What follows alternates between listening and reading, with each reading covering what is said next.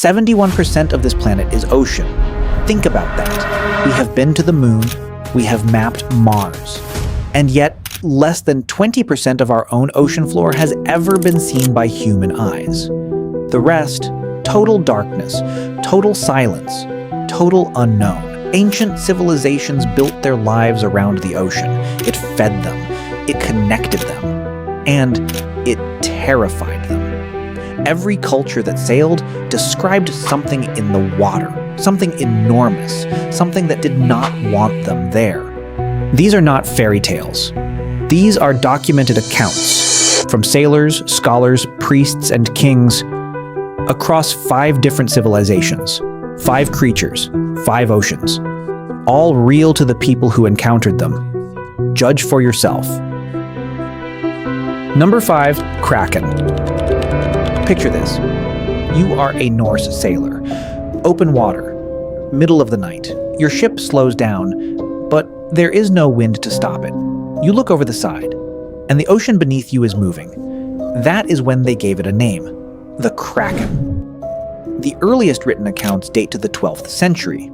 Norwegian sailors reported a creature the size of an island rising from the sea. Bishop Eric Pontoppidan documented multiple sightings in 1752, describing tentacles large enough to crush a warship. Here's what they described. A body so wide it looked like land, tentacles that reached the top of the mast and kept going. And the thing that terrified sailors most was not the size. It was the eyes, because behind those eyes, something was thinking. It was not just hungry, it was choosing. In 1180, off the coast of Norway, a crew reported their ship coming to a complete stop in calm water with no wind. The ocean around them began to move in circles. Then the tentacles came. Of the 12 men on board, 2 survived to tell the account.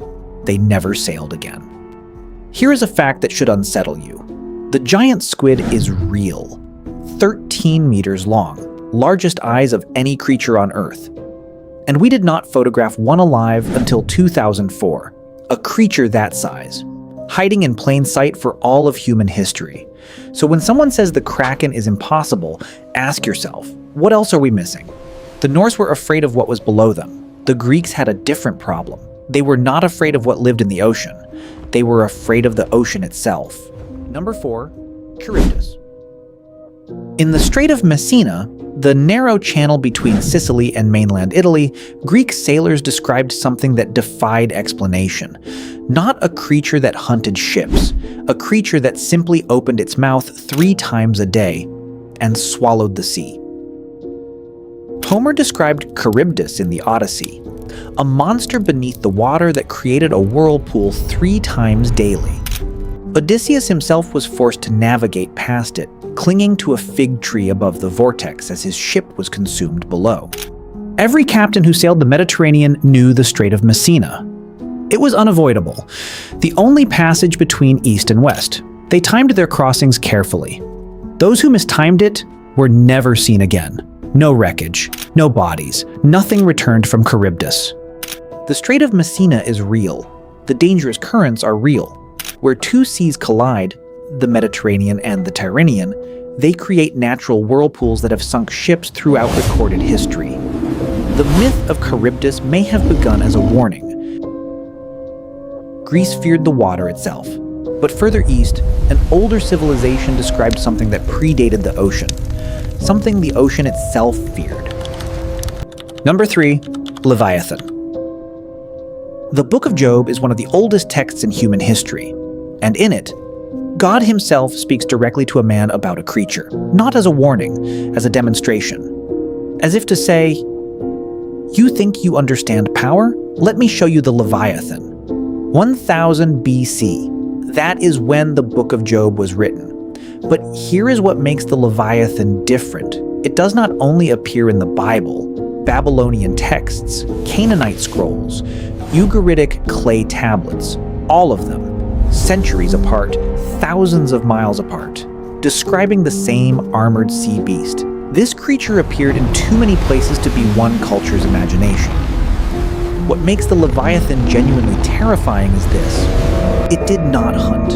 It did not need to. Ancient texts describe it appearing near cities, near harbors, not attacking, not destroying, just appearing. Can you imagine that?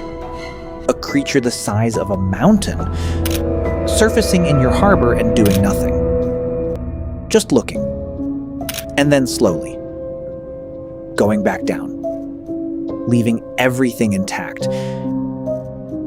Mosasaurs were real, 17 meters long, armored, dominant in ancient oceans. They went extinct 66 million years ago, as far as we know. But the deep ocean trenches, the places no submarine has ever fully explored, those were not surveyed 66 million years ago. They have barely been surveyed now. The Leviathan description matches mosasaur anatomy in ways that are uncomfortable to dismiss. Number 2, Ceto. Every Greek hero you have ever heard of, Perseus, Hercules, Odysseus, at some point faced a sea monster. A different one each time, and every time they killed it, another one appeared. That is because they were all killing the children. Nobody ever went after the mother. Her name was Ceto, and she was far older than any god on Olympus. Hesiod listed her children in 700 BC. Read it, and feel something shift. Medusa, her child. Scylla, her child. Echidna, the mother of all monsters, her child too. Every creature that ever dragged a Greek hero underwater. Every beast guarding every impossible treasure. All from one mother, Ceto, who is still down there, who never died, whose children keep being born. Unlike the monsters she created, Ceto herself was rarely described as aggressive. She did not hunt. She did not attack. She simply existed, at the bottom of everything. Ancient, patient, the source from which all ocean horror flowed. You could kill her children. You could not kill their origin. The Hadal Zone, ocean depths below 6,000 meters, is one of the least explored environments on Earth. Creatures discovered there in recent decades had been unknown to science for millions of years.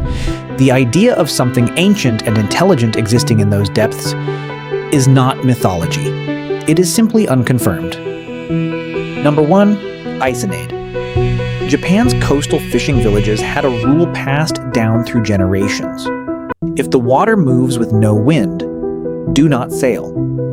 The creature they feared left no body, no roar, no warning, just a fin, and then silence where your crew used to be. The Isonade appeared in Japanese folklore from the Kyushu region, the southernmost main island, surrounded by some of Japan's I saw it with my own eyes. The monster lurks just beyond the reef. We must not sail until the moon is full. The creature was not mythologized. It was treated as fact. The defining feature was the fin. Unlike any natural shark or fish, the Isonade's dorsal fin was lined with hundreds of backward curved hooks, designed not to attack, but to catch. Everything the creature swam past became tangled. Ships, nets, people.